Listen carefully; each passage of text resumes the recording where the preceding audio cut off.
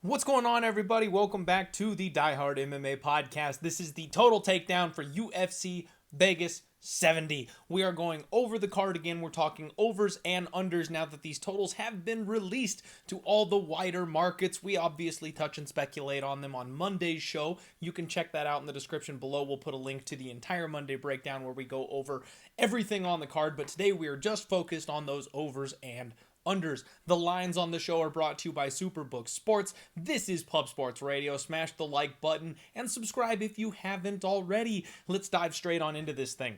First fight of the night, we've got Deaton filling in on short notice against Joe Solecki. Now, I already played Joe Solecki inside the distance. I'll let you guys know that right off the bat. Total set at 1.5. The over 1.5 is minus 160. The under 1.5 is plus 140. I actually lean to the over 1.5 here. Deaton is a guy that's shown he's really just a tough SOB. That's kind of his whole thing. He plods forward, he swings big shots, he looks for the finish, but he's really limited. He's only got the boxing. He has to rely on that durability and toughness. I think Joe's going to need to take him down and essentially grind on him. Once Joe gets that backpack position, it's going to be a matter of time, especially with Carl coming in on short notice. We don't know what he's going to look like. We don't know if he'll even make weight for this fight, so we need to keep an eye on those kinds of things. Obviously, check out tomorrow's Undefeated Post Weigh-In show. We'll be commenting on that, but I do think Joe finds a finish. It's a matter of does it come quickly or does it come late. I think Joe's going to style on Deaton. I think he's going to have the better gas tank, drag this man into the second or the third round, and get it done there. So I will lean to the over 1.5. Since I have Joe inside the distance, I'm not going to be touching this total in case he gets it done for me early. First fight of the night, where that was the first fight of the night. Second fight of the night, we've got Garrett Armfield taking on Jose Johnson. A 2.5 here for this one. The over 2.5 is plus 145. The under 2.5 is minus 165. Now, Jose Johnson has been a finisher throughout his career. He's new to the UFC, coming off Dana White's Contender Series. Garrett Armfield, we're not quite sure what to make of him just yet. It seems like he's got decent offensive wrestling. It seems like his striking game is pretty well put together. He does sometimes make mistakes grappling, and that opens up the submission for Jose Johnson. Jose Johnson, though, has shown that he's got really solid submission defense. I mean, people with fully sunk in rear naked chokes have not been able to get this guy out of there. He's tough. He's durable. I actually think that if Garrett wins this fight, it's probably wrestling based, and he probably drags Jose the entire 15 minutes. I would lean to the over at plus 145 in this fight. It's set at 2.5, and even though violence seems like the path to victory for Jose Johnson, I think his toughness could take away from this spot. It's also a jump up in competition, so if Garrett doesn't make that fatal mistake, then Jose is probably going to last the full 15. I would be looking more for like Jose inside the distance at a big plus number, or maybe even Jose by sub if you're going to go that route. Garrett by decision kind of seems like a full possibility to me here in this spot, so not a total I'm super interested in playing. Lots of question marks around both of these guys. I'll lean over 2.5 at a plus number here, but I don't have the greatest read on either of these fighters, so I'm not trusting that one. Aileen Perez is taking on Haley Cowan in the next fight. Another 2.5 for us. The over 2.5 is minus 180, your classic women's MMA chalky over. The under 2.5 is plus 160. And I actually do kind of lean to the under here. Haley Cowan, I don't believe in her whatsoever. She makes horrific mistakes grappling. She gets herself caught in submissions deep all the time, but she's big, she's strong, she is powerful. She could finish fights as well. Aileen Perez is a vicious little monster. She's got heavy hands, she blitzes forward, she hits hard, she has good solid grappling technique. She goes for ground and pound. Like, I definitely think the way that Aileen fights is going to force this thing to be a bit of a barn burner.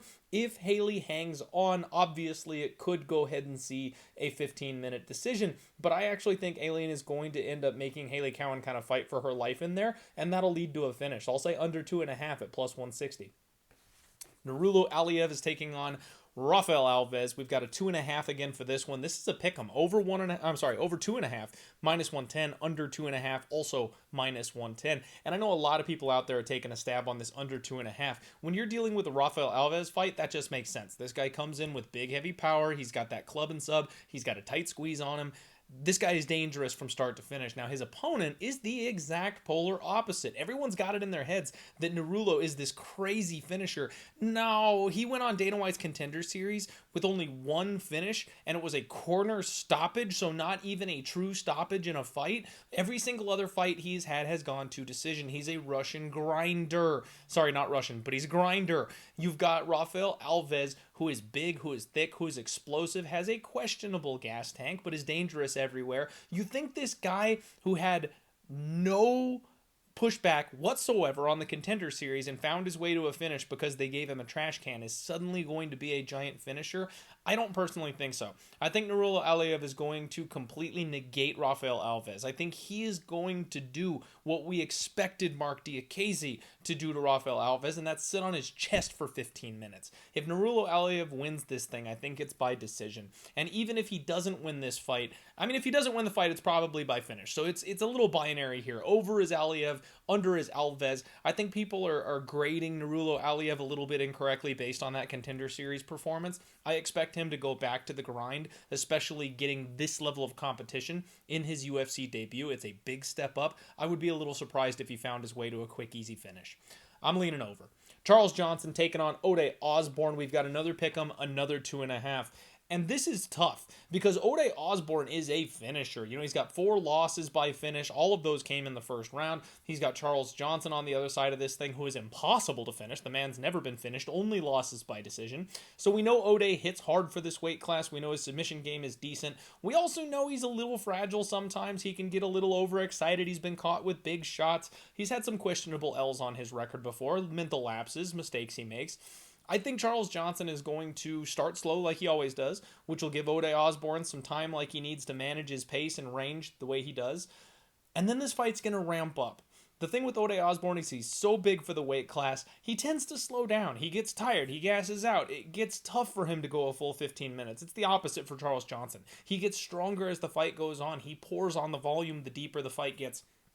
I do think Charles Johnson is eventually going to finish this thing. It's a question of when that takes place. I actually think a round 3 sprinkle is in order here for this fight on Charles Johnson. But the Ode Osborne side of things, if he wins this fight, it's very likely going under. However, I can't count on him to be the first guy to get Charles Johnson out of there. So the total is tough. I'm going to say under 2.5. However, I don't like that whatsoever because I don't see Ode Osborne finishing Charles. I kind of think the finish has to come from Charles in this spot, and I don't like one-sided totals that way. So I'll lean under, definitely not one I'm betting. Victor Martinez taking on Jordan Leavitt, another 2.5. The under is minus 155. The over is plus 135. And this is another one where I'm actually leaning to the over. Now, Victor Martinez is a tough little nutcracker. This guy does give up his back, however. Everybody's talked about it this week. That is on every single show you've ever listened to. We all know Victor Martinez gives up his back. However, he's training with Carlos Diego Ferreira, so he is going to know what to do defensively from that position, even if he does get his back taken. We have seen Jordan Leavitt grind on people. He likes that offensive wrestling. He likes to control people. And there will be opportunities, obviously, for him to submit Victor Martinez, but I'm not entirely sure he gets it. Victor Martinez, on the other hand, he's going to have the striking advantage, obviously, but Leavitt throws out those little jabby-type leg kicks and stays away from his opponents. I'm not sure Victor Martinez is finishing Jordan Leavitt. Leavitt's a really tough guy to get out of there. I think this is going to go a full 15 minutes. I think we're going to go over 2.5 at plus 135. Gabriella Fernandes making her UFC debut against Jasmine Jasudavicius. Total set at 2.5. Over is minus 250. Oh, under 2.5 is plus 220. This one makes sense to me. Now, Jasmine Jasudavicius, her only path to victory in this fight really is the grappling. She's going to need to take Gabriella down. We've seen Gabriella be a helpless little turtle on her back before on the regional scene against fighters who are much smaller and weaker than someone like Jasmine Jasudavicius. So, because of that, I got to lean over. Now, Gabriella Fernandes does hit like a truck. She's got a big, powerful left hand, but she's big, she's lumbering, she's slow, she's low volume. I think Jasmine will be able to handle that kind of offensive output. So even if Gabriella does squeeze by and win this fight based on, damage and striking, I do still think it's probably going to go over that 2.5 because Jasmine will not have the egregious speed disadvantage that we've seen from her before. One way or the other, I do think these women are tough enough to hang in there. Over 2.5, minus 250. This fight's going to suck probably. God bless us all. Trevor Peek taking on Eric the Ghost Pepper Gonzalez. We've got a 1.5 finally to talk about. Over 1.5 is plus 155. The under 1.5 is minus 170. And I don't think this is a trap like last week's Jordan Wright spot where everybody was hammering the under 1.5. No, this is a real under 1.5, and I agree with it being chalked up. Trevor Peek is vicious. Kid is brutal. He just bites down on his mouthpiece and swings for the fences. Eric Gonzalez is a guy we've seen finish twice in the UFC, both under that 1.5 mark. Now, maybe he tries to go to his wrestling in this fight because he's coming off of 2 knockout losses. Maybe he changes up the game and slows it down just a little bit, tries to stick and move and outlast Trevor Peek. I just don't see it working, frankly. Trevor Peek is a guy that forces a firefight in every single one of his fights. I don't see why he would change that. Even if he does get a little better, make some improvements, add some wrinkles to his game, he's still probably going to be the same old Trevor Peek we've come to know and love, and that means this is going to be a barn burner to some extent. I think it finishes early, under 1.5, minus 175 is the look. We've got Yohan Lainesse taking on Mike Malott. Canada will get their hand raised once this card at the end of this fight. It's a guaranteed win for Team Canada. Total set at 1.5. Over 1.5 minus 105. Under 1.5 minus 115. This one's a bit trickier. So Yohan Lainesse, even though he's got a bad gas tank, he has been able to manage it well enough to get himself over the hump in a couple of fights in the UFC. We've seen it before. Mike Malott, even though he's got a huge advantage on the grappling side of things in this fight, he's not really much of like your wrestling takedown type of guy. He likes to strike. He's got slick technique on the feet. He's got fast hands. He's got power. He also likes to engage in a punching match. These guys are also friends, like they've trained together, they've worked together, they're both from Canada, they had like a real nice texting back and forth before this fight got going. And that always concerns me a little bit because not that Canadian fighters are pansy compared to the rest of the world or anything like that, but when you get fighters that have been like previous teammates and training partners, there's not always that same viciousness that you would see from these guys to go out and hurt their opponent. Sometimes they might take it a little bit lighter. I would not be at all surprised if we saw grappling in this fight because of that. It's a lot harder to punch your buddy in the face and give him CTE than it is to take someone down and tap them out, for instance. So I kind of think it's going to be a gas tank war of attrition. Mike Malott probably tries to drag Yohan Lainesse later into the fight, probably goes to the grappling, probably looks for a sub, and because of that, I actually think we might squeeze over that 1.5. That's a lot of tinfoil hat assumptions being made there. Yohan Lainesse has been making a lot of talk about his gas tank, working on it, fixing it, training at TriStar, trying to get better at dragging it out. His last fight, he was extremely measured, basically gave the entire first round away, skipping side to side. If he does something like that in this spot again, this thing's going over 1.5. I'll lean to the over. Montana De La Rosa taking on Tatiana Suarez. This is almost the same exact breakdown as I gave you for Solecki versus Deaton. I already have Suarez inside the distance. I do think she finishes at some point here in this fight, but we got a 2.5 for a total. The over 2.5 is minus 150. The under 2.5 is plus 130. Now, is there a chance Montana De La Rosa finishes Tatiana Suarez? Maybe. I mean, if Tatiana's just like broken from all the crap that she's been through, there is an outside shot that perhaps she is not the fighter she used to be, and if she's not, Montana De La Rosa's mean. She will look for that finish. She's got good ground and pound. She's got good submissions. There's always that chance. Now, if Tatiana Suarez is anything like the woman that she was when she left the UFC, she's going to maul Montana De La Rosa. She will take her down at will. She will smash her on the ground, and I honestly think she'll just kind of work herself to a dominant position and TKO her. So I'm going to say under 2.5 at plus 130, both because the questions of Tatiana Suarez, if she's broken, Montana may be able to finish, and if she's not broken and she's actually 100%, she should run through Montana De La Rosa. I'll say under at plus 130. Don'Tale Mayes taking on Augusto Sakai. We got big boys here. Total set at 1.5. The over is minus 170. The under is plus 150. This is one that I'm having a real tough time with because lately, and you guys all know this, you've watched me, I have this habit of betting on these fighters that we don't know are shot, but we find out they're shot as soon as I put a bet on them. That's the vibes I'm getting from Augusto Sakai here. He's got the much higher level of competition. He hasn't looked incredibly awful against that competition level, so you'd think stepping down in competition here against Don'Tale Mayes, he should be able to go ahead and get his hand raised here in this spot. I'm getting crushed chin vibes. I'm getting broken mentality vibes. I'm getting throw the towel in once you get taken down twice vibes from Augusto Sakai. And if that's the case, Don'Tale Mayes is going to smash this man. We've seen it happen 4 fights in a row. 4 in a row where Augusto Sakai's found himself on his back looking up at the lights because he's either been taken down or flatlined in the first round of his fights. Don'Tale Mayes is a work in progress. I think he's got a lot of upside, especially with the wrestling and the takedowns. He can go that route if he wants to, and we've seen that work against Augusto Sakai. He also has pretty decent power. The difference is there's a speed advantage. Augusto Sakai definitely will be the slicker striker. If he stays to the outside and can defend a takedown or two, he will be the better of the two on the feet. So I kind of think this fight gets extended a little bit. If Augusto Sakai is anything like the guy that we thought he was before the last couple of fights, if he can withstand the first round of Dante Almeida, then he probably wants to extend the fight and win a decision or maybe get a late knockout once his opponent tires out. That's always kind of been his thing.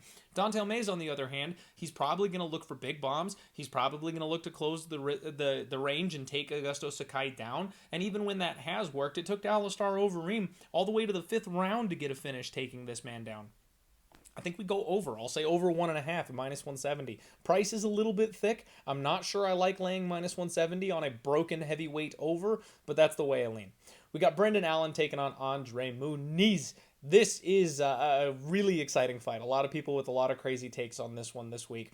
Total's 1.5. The over 1.5 -140. The under 1.5 is +120. And I lean to the over. I really do. André Muniz is just this first round juggernaut right now to people. He's been tapping guys left and right, but you can kind of poke holes in that resume just a little bit. Like, I know Jacare is one of the most incredible grapplers we've ever seen, but frankly, his arm broke. Like, he's an old man that got his arm snapped, and we've seen that happen in MMA before. He retired right after. He's done. You know, you've got guys like Eric Anders, who's never been a great grappler, who makes mistakes grappling. He got caught in a similar submission in that fight. Like, it happens. Brendan Allen, I don't think he's going to get caught in an early submission. We've never seen that from him before. He does have some chin concerns, so if he gets banked, he absolutely could go down on the feet. But André Muniz, I've got a hard time seeing him control Brendan Allen the same way he has his other opponents, especially after the scramble fest we've seen Brendan Allen in his last couple fights. Now, on the flip side of this thing, Allen is definitely a guy that can finish people early, but he also is a slick striker who likes to extend the fight, use his jab. He's actually undefeated against southpaws in the UFC, which is important to note here in this fight. If he can defend a couple of takedowns, if he can keep this fight standing, I think he extends André Muniz. Now, whether or not he gets the win, we'll wait and we'll find out, but I think he can survive round 1. And if he survives round 1, I'm not sure anybody's dying in the first minute of round 2 either. They probably slow the pace down, play a little bit more chess. I'll say over 1.5, -140. Main event time. Ryan Superman Spann is taking on Nikita Krylov. Total set at 1.5 for this bad boy. Over 1.5 is +135. Under 1.5 is -155. And I do understand the under being juiced on this one. Ryan Spann has a history of being a round 1 or bust fighter, and when he loses, it's also in round 1. So I get it.